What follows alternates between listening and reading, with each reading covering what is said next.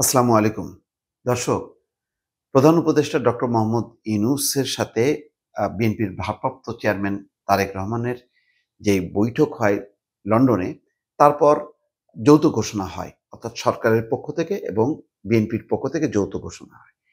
সেই যৌথ ঘোষণায় বলা হয় যে যদি সংস্কার এবং বিচার প্রক্রিয়ার যথেষ্ট অগ্রগতি হয়, তাহলে ফেব্রুয়ারির প্রথমার্ধে নির্বাচনে কোনো সমস্যা নেই বা সরকারের কোনো আপত্তি নেই।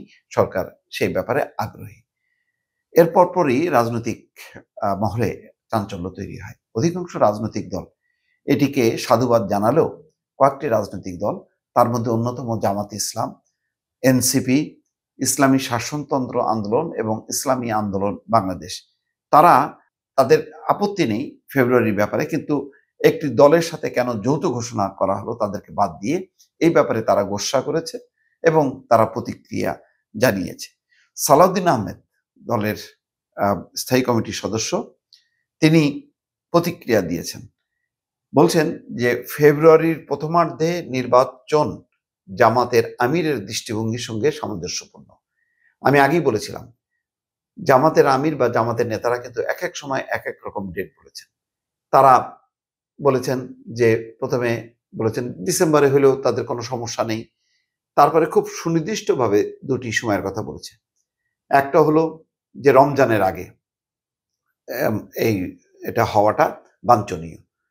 তারপরে যখন নাকি প্রধান উপদেষ্টা এপ্রিলের কথা বললেন, সাথে সাথে তারা সেটিকে স্বাগত জানালো। তার আগে জামাত ইসলামীর সাথে প্রধান উপদেষ্টার যে বৈঠক হয় দলগতভাবে, তখন তারা বের হয়ে এসে এপ্রিলের কথা বলেছিল। তারপর প্রধান উপদেষ্টার ঘোষণায় কিন্তু এপ্রিল মাসটা আসে। সেটা নিয়েও প্রতিক্রিয়া তৈরি হয় যে জামাতের আমির বা জামাতের পক্ষ থেকে এপ্রিল মাসকে বলা হলো, আর প্রধান উপদেষ্টাও সেই এপ্রিল মাস বললেন যে এই এপ্রিল মাস কোনোভাবেই নির্বাচনের জন্য উপযোগী না, এবং তার কারণ হচ্ছে ঝড় বাদল, তারপরে বন্যা, মহামারী, নানা রকম কথা বলা হচ্ছিল। এসএসসি পরীক্ষার কথা, গরমের কথা এবং তার আগে রমজান মাসের কথা, সব মিলিয়ে সব পক্ষই অনেকেই বলছিল এটার কথা এবং বিএনপি তীব্রভাবে আপত্তি করছিল। যাই হোক, সেটা সমাধান হয় একভাবে, যে লন্ডনের বৈঠকের পর। কিন্তু জামাত ইসলাম প্রতিক্রিয়া ব্যক্ত করেছে, আনুষ্ঠানিকভাবে বলেছে যে একটি দলের সাথে এইভাবে যৌথ ঘোষণা হতে পারে না। তো সালাউদ্দিন আহমেদ কি বলছেন, কোন দলের প্রতি অনুরাগ নয়, বরং 2026 সালে রোজার আগে ফেব্রুয়ারি মাসে নির্বাচন হতে পারে বলে জামাতের আমির যে পরামর্শ দিয়েছিলেন, সেটার সঙ্গে প্রধান উপদেষ্টার ঘোষিত নির্বাচনের নতুন সময়সূচি বা সময়সীমা সামঞ্জস্যপূর্ণ। সালাউদ্দিন আহমেদ বলেন, এই বৈঠক নিয়ে জামাত ইসলামী যে প্রতিক্রিয়া জানিয়েছে তাতে বলা আছে যে জামাতের আমির গত 16ই এপ্রিল একটি বিদেশি মিশনের সঙ্গে বৈঠক শেষে উপস্থিত সাংবাদিকদের ব্রিফিংকালে 2026 সালে রোজার আগে ফেব্রুয়ারি মাসে নির্বাচন হতে পারে বলে দৃষ্টিভঙ্গি তুলে ধরেছিলেন। ফলে লন্ডন বৈঠকের পর নির্বাচনের সময়সীমা নিয়ে যে ঘোষণা, তা জামাতের আমিরের দৃষ্টিভঙ্গির সঙ্গে সামঞ্জস্যপূর্ণ। এটা কোনো দলের প্রতি বিশেষ অনুরাগ প্রকাশ নয়। লন্ডন বৈঠক নিয়ে শনিবার বিকেলে জামাত ইসলামের কেন্দ্রীয় নির্বাহী পরিষদের প্রতিক্রিয়া গণমাধ্যমের প্রকাশের পর বিএনপি নেতা সালাউদ্দিন আহমেদ প্রথম আলোকে এই কথা বলেন। তিনি এ সংক্রান্ত জাতীয় নাগরিক কমিটির প্রতিক্রিয়ারও জবাব দেন।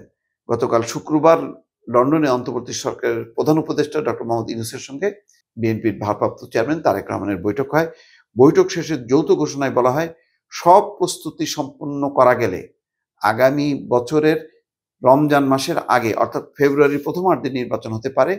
এরপর শুক্রবার রাতে আনুষ্ঠানিক প্রতিক্রিয়া জানায় জুলাই গণঅভ্যুত্থানের নেতৃত্ব দানকারী তরুণদের দল এনসিপি। দলটি মনে করে নির্বাচন প্রশ্নে সরকার কেবল একটি দলের অবস্থান এবং দাবিকেই বেশি প্রাধান্য দিচ্ছে। জুলাই ঘোষণাপত্র প্রণয়ন, মৌলিক সংস্কার বাস্তবায়নে জুলাই সনদ কার্যকর করা এবং নির্বাচনের রোডম্যাপ ঘোষণার পরই নির্বাচন সংক্রান্ত আলোচনা চূড়ান্ত হওয়া উচিত। অর্থাৎ সংস্কার, জুলাই ঘোষণাপত্র এগুলি নিশ্চিত হবার পরে নির্বাচনের সময় ঘোষণা করা উচিত। সালাউদ্দিন আহমেদ বলছেন, নতুন রাজনৈতিক দলটি লন্ডনে এই বৈঠকের ঘোষণাকে দলীয় দৃষ্টিভঙ্গিতে দেখছেন। এক্ষেত্রে দলীয় দৃষ্টির ঊর্ধ্বে উঠে বৃহত্তর জাতীয় স্বার্থে সিদ্ধান্ত নেওয়া এবং তাদের আরো অভিজ্ঞতা অর্জনের পরামর্শ থাকবে। লন্ডন বৈঠকে নির্বাচনের সম্ভাব্য সময় নিয়ে সরকার এবং বিএনপির মধ্যে যে প্রক্রিয়া সমঝোতা হয়েছে সেটি যেভাবে যৌথ ঘোষণার মাধ্যমে প্রকাশিত করা হয়েছে তাতে সন্তুষ্ট হতে পারেনি। অর্থাৎ বিএনপির এখানে অপরাধটা হচ্ছে যে বিএনপি কেন অ ওই সরকারের সাথে মিলে বা সরকার বিএনপির সাথে মিলে যৌথ ঘোষণা দিতে গেল। এবং এই কারণেই জামায়াতে ইসলাম, এনসিপি, ইসলামী আন্দোলন বাংলাদেশ, বাংলাদেশ খেলাফত মজলিস সহ কয়েকটি রাজনৈতিক দল প্রতিক্রিয়া দিচ্ছে। দলগুলোর নেতারা বলছেন ফেব্রুয়ারির প্রথমার্ধে নির্বাচনের ব্যাপারে তাদের দ্বিমত নেই, ভিন্ন মত নেই। দেশের বৃহত্তর রাজনৈতিক দলের সঙ্গে এই ধরনের বিষয়ে সরকারের সমঝোতায়ও তারা অসন্তুষ্ট নন। তাদের প্রশ্ন এক জায়গায়, সেটি হচ্ছে সরকার এভাবে একটি দলের সঙ্গে নির্বাচনের বিষয়ে যৌথ ঘোষণা দিতে পারে কিনা, এটা কতটা নৈতিক। এটা নিয়ে হয়তো আলোচনা করা যেতে পারে। কিন্তু এটা একেবারেই যে আ মানে এটার কারণে পুরো বিষয়টা যে আ কোনো মানে যেই বিষয়ের উপরে ঘোষণা এসছে ফেব্রুয়ারির প্রথমার্ধে, এটা বিরোধিতা করার কোনো অর্থ হয় না। আর তাছাড়া এখানে বলা হচ্ছে সংস্কার এবং বিচার যথেষ্ট পরিমাণ অগ্রগতি অর্জন সাপেক্ষে এই সময় নির্বাচনটা হইতে পারে। তো এখানে মানে গুরুতর কোনো আপত্তি নেই। আপত্তির জায়গা একটাই, কেন যৌথ ঘোষণা? তো লন্ডনে তারেক রহমানের সঙ্গে আ বা সেখানে আলোচনায় যদি যৌথ ঘোষণা করে যদি একটা রাজনৈতিক স্থিতিশীলতা বা এক ধরনের পরিবেশটা শান্ত করা হয়, আ সেই উদ্যোগটা যদি সরকার নেয়, সমস্যা কোথায়?